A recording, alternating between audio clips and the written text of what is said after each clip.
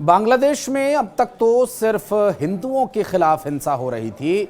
अब ऐसे सन्यासियों और धर्मगुरुओं के खिलाफ भी हिंसा शुरू हो गई है जिनका हिंसा से, राजनीति से और वहां के हुए तख्ता पलट से कोई लेना देना नहीं है। आपने इस्कॉन के बारे में तो सुना ही होगा। जी हां, अंतर्राष्ट्रीय स्तर की ये संस्था जिसमें भगवान कृष्ण की भक्ति के अलावा दूसरा कोई विषय निहित ही नहीं है, ऐसी इस्कॉन के चिन्मया कृष्णदास ब्रह्मचारी को गिरफ्तार किए जाने के बाद से यहां बवाल जारी है। नमस्कार, मैं हूं आशीष त्रिपाठी और न्यूज़ 18 के सोशल मीडिया प्लेटफॉर्म पर अब हम आपको ये बताएंगे कि चिन्मया कृष्णदास की गिरफ्तारी क्यों हुई, उन्हें गिरफ्तार करके कहां रखा गया, उसके बाद बांग्लादेश में क्या हालात हैं और भारत की इसमें क्या भूमिका आगे रह सकती है।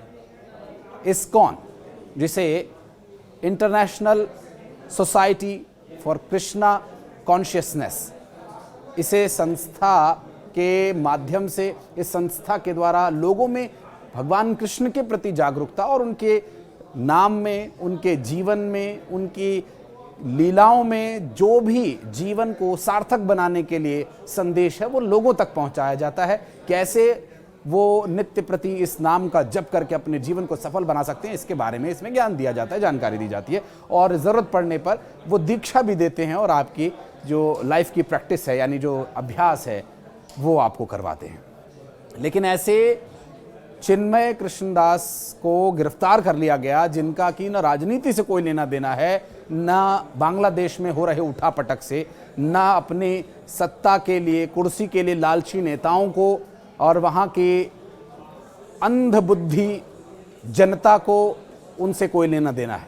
अंधबुद्धि जनता इसलिए कह रहे हैं क्योंकि कृष्णदास के गायब होने के बाद जो कथित गिरफ्तारी है, जबकि उसमें अपहरण तक के भी आरोप लग रहे हैं, क्योंकि मामला राजद्रोह का बताकर की गिरफ्तारी की गई है, जिन्हें एयरपोर्ट से ही गिरफ्तार कर लिया गया था। ढाका एयरपोर्ट से हुई गिरफ्तारी के बाद से उन्हें कहां रखा गया, पहले आपको ये भी बताते हैं। दरअसल वहां के पुलिस प्रवक्ता है रेजाउल करीम, जिन्होंने बताया कि ढाका के हजरत शाहजलाल अंतर्राष्ट्रीय हवाई अड्डे से उन्हें गिरफ्तार किया गया है और अभी इस पूरे मामले में बताया ये भी जा रहा है कि इस्कॉन ट्रस्ट के वो लीडर जिन्हें बांग्लादेश में इसलिए गिरफ्तार कर लिया गया क्योंकि उन पर राजद्रोह का आरोप लगा है। और अभी तक इस पूरे मामले में जो प्रतिक्रियाएं आई हैं, उन प्रतिक्रियाओं को देखते हुए ये कहा जा सकता है कि आगे आने वाले हालात बिल्कुल भी ठीक नहीं रहने वाले हैं। वहाँ की मोहम्मद यूनुस सरकार को इस बारे में विचार करना चाहिए कि वहाँ पर रह रहे हिंदुओं और हिंदुओं से जुड़ी हुई कोई भी संस्था अब वहाँ पे जीवित नहीं रहने वाली है। शायद इसीलिए ढाका से, बांग्लादेश से भागकर शेख हसीना भारत आई, क्योंकि वहाँ पर मानवता ख़त्म होने की कगार पर है और जो पाकिस्तान या छोटा पाकिस्तान या दूसरा पाकिस्तान कहा जाता है वो बिल्कुल एकदम उसके नज़दीक पहुँच गया है। और पाकिस्तान वाली जो लूटने, नोचने, खसोटने की जो उनकी आत्मा है वहाँ के हुक्मरानों की, वहाँ की सेना की, बस वही अब यहाँ पर परिलक्षित होने लगा है।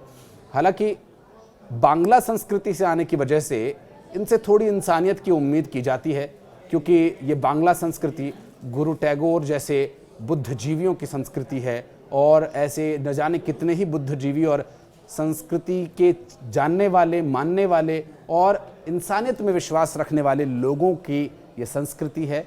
लेकिन यहाँ पर उस संस्कृति को न सिर्फ तार-तार किया जा रहा है बल्कि इसके प्रमाण दिए जा रहे हैं। चूँकि चिन्मय कृष्णदास की गिरफ्तारी के बाद से जो हिंदू समुदाय के लोग हैं वो सड़कों पर उतरे, प्रदर्शन करने लगे और उस प्रदर्शन में पुलिस को उन्हें तितर बितर करना चाहिए था, नहीं, वहां के अंधबुद्धि जनता ने ही इसका बीड़ा अपने हाथ में उठा लिया और वहां पर प्रदर्शन कर रहे उन लोगों को मारा, पीटा और एक प्रोफेसर को बुरी तरह से घायल कर दिया। जिसमें यह बताया जा रहा है कि एक प्रोफेसर जो बुरी तरह से घायल हुए, जिन्हें हॉस्पिटल तक में एडमिट कराना पड़ा। दरअसल बांग्लादेश में इस्कॉन नेता के गिरफ्तारी और अभी तक कोई उस पर प्रतिक्रिया न आने के बाद से लोगों में इस बात को लेकर आक्रोश था कि वो इस पूरे मामले को लेकर अपनी न सिर्फ प्रतिक्रिया दें बल्कि इस विषय को लेकर अंतर्राष्ट्रीय स्तर पर उठाएं। और अब भारत की भूमिका की हम बात करेंगे, चूँकि लगातार सोशल मीडिया पर ये वीडियोस वायरल हो रहे हैं, इस पूरी खबर को काफ़ी देखा जा रहा है, सुना जा रहा है और लगातार ये चर्चा है क्योंकि बांग्लादेशी पुलिस कर्मचारियों को चेरागी चौराहे की ओर मार्च कर रहे प्रदर्शनकारियों को निशाना बनाते हुए उस वीडियो में देखा भी गया था। सूचना प्रसारण मंत्रालय के वरिष्ठ सलाहकार कंचन गुप्ता ने हिंसक हमलों के बाद खून से लथपथ एक हिंदू प्रदर्शनकारी की तस्वीर को भी पोस्ट किया था। और अब ये देश बांग्लादेश क्या वाकई वहाँ पर हिंदुओं के रहने लायक रह गया है, इस बारे में भी आप कमेंट करके बता सकते हैं। हालांकि अभी जो सबसे प्रमुख मुद्दा है वो है चिन्मय कृष्णदास ब्रह्मचारी की गिरफ्तारी और उनकी रिहाई का। अभी तक इस पूरे मामले में भारत की ओर से कोई भी सीधे तौर पर हस्तक्षेप नहीं किया गया है। हालांकि जो international society for Krishna consciousness यानी इस्कॉन संस्था है, तो उसमें भारत की जो ये संस्था के प्रमुख हैं या भारत के द्वारा इस पूरे मामले में कुछ टिप्पणी हो, कोई हस्तक्षेप हो, इसके लिए बांग्लादेश इस्कॉन संस्था की तरफ से कोशिश है। देखिए, बांग्लादेश में सनातन खतरे में है। सनातन के लोगों को एक होना चाहिए।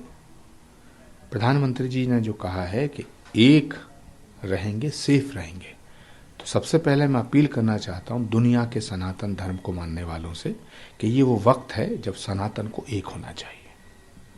जहां तक सवाल बांग्लादेश का है, बांग्लादेश में हिंदुओं पर अत्याचार हो रहा है। हमारी बहन बेटी, उनकी अस्मिता और उनके अस्तित्व से खेला जा रहा है। हमारे वहां मंदिरों को तोड़ा जा रहा है, संतों को जेल भेजा जा रहा है।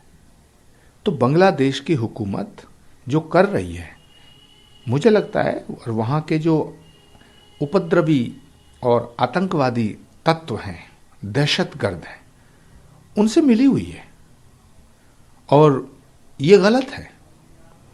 इस्लाम के नाम पर आप किसी के घर को जला रहे हैं, इस्लाम के नाम पर आप किसी मंदिर को तोड़ रहे हैं, इस्लाम इसकी इजाजत नहीं देता। ये जो हो रहा है बांग्लादेश में, हिंदुओं पे जो अत्याचार हो रहा है, सनातन को मिटाने की कोशिश हो रही है, ये इस्लाम इसकी इजाजत नहीं देता, लेकिन फिर भी इस्लाम के नाम पे हो रहा है। तो पूरी दुनिया के तमाम मुस्लिम कंट्रीज से भी मैं अपील करना चाहता हूं कि बांग्लादेश की हुकूमत से बात करें। इस्लाम के नाम पर जो बदनुमा दाग लगाया जा रहा है, ये गलत है। और हिंदुओं से मैं चाहता हूं वो एक रहें, हिम्मत ना हारें। भारत के प्रधानमंत्री नरेंद्र मोदी के रहते हुए हिम्मत नहीं हारनी है। सनातन ना मिटा है ना मिटेगा। हालांकि एक बंगाली अखबार प्रोथोमॉलो के अनुसार ये बताया गया कि दास इस्कॉन संस्था के लीडर थे, लेकिन उन्हें हाल ही में संस्था से निष्कासित कर दिया गया था। अब प्रोथोमॉलो या वहाँ के लोगों का क्या कहना है वो एक अलग विषय है।